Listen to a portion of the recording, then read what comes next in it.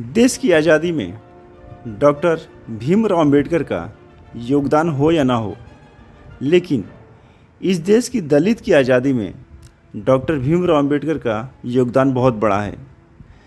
Doctor Bhimrao Ambedkar का जन्म 14 अप्रैल 1891 में मध्य प्रदेश के महू जिले में हुआ था।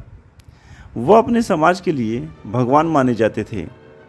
डॉक्टर अंबेडकर अपने जीवन में छुआछूत से काफ़ी परेशान थे।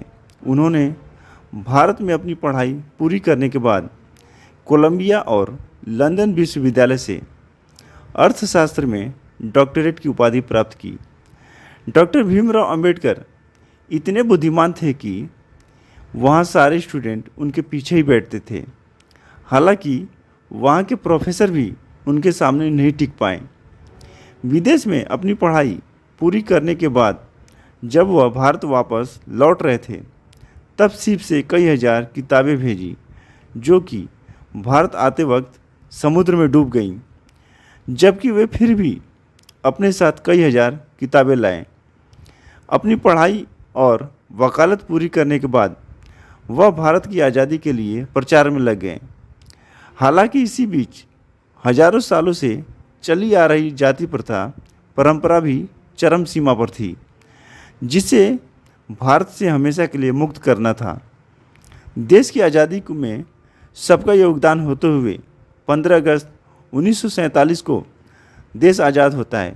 लेकिन देश आज़ाद करते समय ब्रिटिश गवर्नमेंट की एक शर्त थी कि भारत जब तक अपना संविधान खुद नहीं बना लेता, वह वहाँ से नहीं जाएंगे। वहाँ उधर गांधी और अंबेडकर में तनातनी थी। हिंदुओं को पक्षपात को लेकर जो शूद्रों के साथ बेरहमी से पेश आते थे, यहाँ तक कि शूद्रों को मार भी दिया जाता था।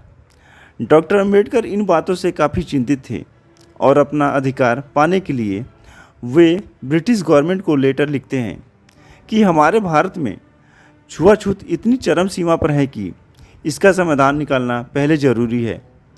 डॉक्टर अंबेडकर ने कांग्रेस और महात्मा गांधी के आज़ादी के आंदोलन में शामिल होने से मना कर दिया था, क्योंकि डॉक्टर अंबेडकर जानते थे कि ये समाज एकदम से मिलने वाली आज़ादी के लिए तैयार नहीं है, जिसका कारण था देश में जातिवाद, छुआछूत की भावनाओं को जो हजारों सालों से चली आ रही थी। 8 अगस्त 1942 को महात्मा गांधी ने देश की आज़ादी के लिए प्रण लिया था और करो या मरो का नारा दिया। लेकिन डॉक्टर अंबेडकर इस लड़ाई में शामिल नहीं हुए, क्योंकि वह जानते थे कि जब तक अंग्रेज़ी हुकूमत ये हिंदू राक्षस कंट्रोल में रहेंगे, इनके जाने के बाद ये शूद्रों पर टूट पड़ेंगे, जबकि ये शूद्रों की संख्या से कम है। जब देश की आज़ादी की लड़ाई चल रही थी, उसी वक्त दूसरा विश्व युद्ध भी चल रहा था। जापान ने और जर्मनी ने ऐसा क्रूरता दिखाया था कि भारत उससे डरा हुआ था। डॉक्टर अंबेडकर जानते थे कि जापानी और नाजियों की फांसीवाद सोच अंग्रेज़ों से कहीं ज़्यादा खतरनाक है। इसलिए यह सब सोचकर डॉक्टर अंबेडकर ने अंग्रेज़ों से मिलकर यह काम करने का फैसला लिया। भारत छोड़ो आंदोलन के दौरान भीमराव अंबेडकर के पास देश में श्रम विभाग का कमान था। वायसराय काउंसिल के सदस्य रहने के दौरान अंबेडकर ने निचले तबके के लोगों के लिए कई कानून बनाए। उन्होंने ब्रिटिश आर्मी के दलितों की भर्ती को भी बहाल करवाया। डॉक्टर अंबेडकर जानते थे कि दलितों का उत्थान अंग्रेजी हुकूमत के साथ ही किया जा सकता है। डॉक्टर अंबेडकर आज़ादी के पक्षधर थे, लेकिन वे चाहते थे कि देश को धीरे धीरे आज़ादी मिले, और जब पूरी आज़ादी मिल जाए तो दलित समाज भी अन्य वर्गों की तरह पूरा मजबूत हो जाए। 26 फरवरी 1955 को बाबा साहब डॉक्टर भीमराव अंबेडकर ने बीबीसी के इंटरव्यू में महात्मा गांधी की तीखी आलोचना की थी। डॉक्टर अंबेडकर को महात्मा गांधी पर बिल्कुल भरोसा नहीं था। गांधी और अंबेडकर में कभी बनी नहीं, दोनों एक दूसरे को हमेशा कोसते रहते थे। डॉक्टर अंबेडकर हमेशा कहते थे गांधी कोई महात्मा नहीं है, गांधी हमेशा दोहरी राजनीति करते हैं। एक तरफ गांधी हमें हिंदू बताते हैं और दूसरी तरफ वही हिंदू हमें अछूत बताते हैं। इन सब बातों से डॉक्टर अंबेडकर काफ़ी चिंतित थे। साल 1931 में अंबेडकर जब गांधी से मिले तब गांधी ने अंबेडकर की तारीफ की और कहा कि अंबेडकर आपने समाज सुधार के लिए बहुत कुछ किया है। तब डॉक्टर भीमराव अंबेडकर गुस्से में कहें कि गांधी जी सभी बूढ़े बुजुर्ग केवल बीते ज़माने की बात करते हैं और उन पर ही बल देते हैं, और अछूतों के प्रति सहानुभूति तो केवल एक दिखावा है, जबकि अछूतों के नाम पर आवंटित होने वाली निधियों का दुरुपयोग किया जाता है। डॉक्टर भीमराव अंबेडकर ने गांधी से स्पष्ट शब्दों में कहा था कि गांधी जी हमारा कोई वतन नहीं है। तब गांधी जी ने जवाब दिया, मैं जानता हूँ आप एक सच्चे आदमी हो। अंबेडकर ने अपनी बात दोहराते हुए कहा, मैं इस वतन को अपना वतन कैसे मानूं जहाँ जाति पाति, ऊंच नीच और अछूत जैसे शब्दों का इस्तेमाल किया जाता है और शूद्रों को इंसान नहीं समझा जाता। शूद्रों और अछूतों को पानी पीने तक का अधिकार नहीं है। अक्टूबर 1930 में डॉक्टर अंबेडकर और मद्रास के M.N. श्रीनिवासन भारत के दलितों के प्रतिनिधि के रूप में गोलमेज सम्मेलन में भाग लेने गए थे लंदन। गोलमेज सम्मेलन में डॉक्टर अंबेडकर ने कई समिति बैठक में हिस्सा लिया और अपनी बात पूरी स्पष्टता से रखी। उन्होंने फेडरल स्ट्रक्चर में एक मजबूत केंद्रीय सरकार के लिए अपनी बात रखी। डॉक्टर भीमराव अंबेडकर ने उस टाइम वहाँ दो टूक बात कही कि दलितों की राजनीति देश आज़ाद होने के बाद ही सुनिश्चित की जा सकती है। डॉक्टर अंबेडकर ने कहा था कि भारत से नौकरशाही व्यवस्था खत्म होनी चाहिए और लोगों द्वारा चुनी हुई सरकार होनी चाहिए।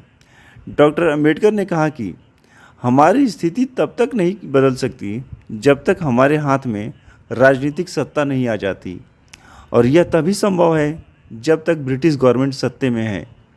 स्वराज से ही हमें राजनीतिक सत्ता मिल सकती है। डॉक्टर भीमराव अंबेडकर केवल दबी कुचली जाति या दलितों के ही नेता नहीं थे, बल्कि वे पूरे भारत के फ्यूचर देखने वाले नेता थे। डॉक्टर भीमराव अंबेडकर को द सिंबल ऑफ नॉलेज ऐसे ही नहीं कहा जाता, ऐसे ही नहीं माना जाता। पूरी दुनिया अंबेडकर को अपना आदर्श मानती है। सामाजिक तत्व व्यवस्था का संस्थापक भी जानती है। डॉक्टर भीमराव अंबेडकर ने अपने जीवन में जो कर दिखाया शायद ही किसी आदमी ने किया हो। दलितों ने डॉक्टर भीमराव अंबेडकर को अपना नेता ही नहीं बल्कि अपना भगवान भी मान लिया था। शायद हजारों सालों का भगवान देश के आज़ाद होने से पहले जो कभी दलितों को अपने साथ नहीं जोड़ा, लेकिन देश आज़ाद होने के बाद बाबा साहेब डॉक्टर भीमराव अंबेडकर दलितों के हीरो बने और आजीवन भगवान बने रहेंगे। डॉक्टर भीमराव अंबेडकर के काफ़ी जोर लगाने के बाद आखिरकार गोलमेज सम्मेलन में दलितों के लिए भी स्वतंत्र निर्वाचन क्षेत्र घोषित किए गए। जैसे 71 निर्वाचन क्षेत्रों में दलित उम्मीदवार को केवल दलितों के ही वोट मिले, लेकिन गांधी जी को यह बिल्कुल पसंद नहीं आया। इसे हिंदू को बांटने को लेकर गांधी आमरण अनशन पर बैठ गए। जो हिंदू कभी दलितों के थे ही नहीं, जो दलितों की जीभ काट देते थे, कान में शीशा पिघलाकर डाल देते थे, लेकिन गांधी उनके लिए अनशन पर बैठ गए। ब्रिटिश पीएम ने कहा कि गांधी और अंबेडकर को बैठकर समझौता करना चाहिए। 20 सितंबर 1932 को गांधी पुणे की यरवदा जेल से अनशन की शुरुआत कर दी और चारों तरफ तनाव का माहौल बन गया।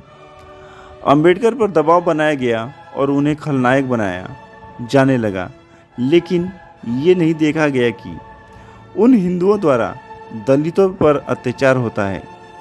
तब दुनिया के दबाव में आकर डॉक्टर भीमराव अंबेडकर बातचीत के लिए राजी हुए और कहा कि गांधी को कोई नया प्रस्ताव लेकर आना चाहिए, लेकिन गांधी जी के पास कोई विकल्प नहीं था। डॉक्टर राजेंद्र प्रसाद मदन मोहन मालवीय और दूसरे बड़े नेताओं ने बातचीत की दौर शुरू की। 22 सितंबर को डॉक्टर भीमराव अंबेडकर गांधी जी से मिलने यरवदा जेल गए। गांधी को देखकर बाबा साहब का गुस्सा शांत हो गया। वह गांधी के बिस्तर के पास बैठे और शांत स्वर में काफ़ी अपनी बात बताई। उन्होंने यह भी कहा कि आप हमारे साथ अन्याय कर रहे हैं। गांधी ने कहा, डॉक्टर अंबेडकर से मेरी सहानुभूति आपके साथ है और पूना पैक्ट समझौता किया जाता है। स्वतंत्र निर्वाचन क्षेत्र के बजाय आरक्षित सीटों के प्रस्ताव पर बातचीत बनी। बाबा साहब ने 24 सितंबर 1932 को अछूतों के लिए 148 आरक्षित सीटों के साथ पूना पैक्ट पर हस्ताक्षर किया।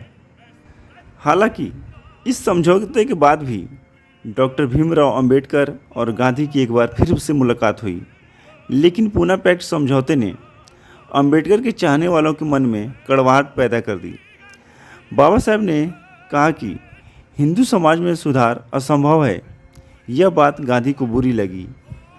गांधी ने छुआछूत के खिलाफ काम करना शुरू कर दिया। नवंबर 1933 से जुलाई 1934 तक पूरे भारत में दौरा किया। छुआछूत के खिलाफ 8 लाख राशि इकट्ठा की गई। अंतरजातीय विवाह को लेकर भी उन्होंने पहल की, लेकिन इसका कुछ खास नतीजा नहीं निकला। जिन्होंने यह घृणा काम शुरू किया वह बदलने को तैयार नहीं थे। गांधी जी प्रयास तो कर रहे थे, लेकिन इस सुधार के लिए हिंदुओं का साथ नहीं मिल रहा था। हालांकि गांधी जी अंबेडकर के बारे में ज़्यादा नहीं जानते थे और ना ही गांधी जी के लोगों ने अंबेडकर के बारे में उनको कुछ ज़्यादा बताया ही था। जुलाई 1946 में डॉक्टर भीमराव अंबेडकर मुस्लिम वोट की मदद से बंगाल प्रांत के लिए संविधान सभा में भेजे गए। संविधान सभा में कांग्रेस के लोग डॉक्टर अंबेडकर की बुद्धिमानी से काफ़ी प्रभावित हुए। देश की आज़ादी के बाद भारत का जब बंटवारा हुआ तो बंगाल का वह निर्वाचित क्षेत्र पाकिस्तान में विलय हो गया। जिन्ना ने बाबा साहब को आमंत्रित किया, लेकिन बाबा साहब नहीं गए। बाबा साहब को जुलाई 1947 में मुंबई प्रांत से फिर से संविधान सभा के लिए चुना गया और वह संविधान सभा में भेजे गए, जिसमें गांधी जी का भी योगदान है। जब संविधान सभा लिखने की बारी आई तो गांधी जी ने नेहरू से पूछा, कहा, संविधान के लिए किन किन लोगों को चुना गया। नेहरू ने अपने कुछ खास सभी कांग्रेसी नेताओं के नाम बताए। तभी गांधी बोले, क्या उसमें डॉक्टर भीमराव अंबेडकर का नाम है? तो नेहरू ने जवाब दिया, नहीं। तो गांधी जी सरल शब्दों में बोले, डॉक्टर अंबेडकर के बिना भारत का निर्माण असंभव है। आप लोग लाख कोशिश कर लो, ये देश नहीं बच पाएगा जब तक उसमें डॉक्टर भीमराव अंबेडकर नहीं होंगे। फिर डॉक्टर भीमराव अंबेडकर का नाम संविधान सभा के निर्माण में जोड़ा जाता है। डॉक्टर भीमराव अंबेडकर संविधान निर्माण में एक राष्ट्रपिता बनकर उभरे। उनके जैसा पढ़ा लिखा व्यक्ति उस जमाने में कोई नहीं था। इस संविधान में डॉक्टर भीमराव अंबेडकर ने सबको अपनी बराबरी का अधिकार दिया। सभी इंसान हैं, पहली बार किसी को महसूस हुआ। ब्राह्मणों के पूर्वजों को मौका मिला तो उन्होंने मनुस्मृति लिखी और सबको जात पात ऊंच नीच में बांट दिया। और हमारे पूर्वजों को मौका मिला तो संविधान लिखा, जिसमें सब एक समान है, सभी एक इंसान है और जात पात ऊंच नीच खत्म किया। तो महान कौन हुआ? डॉक्टर भीमराव अंबेडकर जी से पूरा विश्व पूछता है और अपना आदर्श मानता है।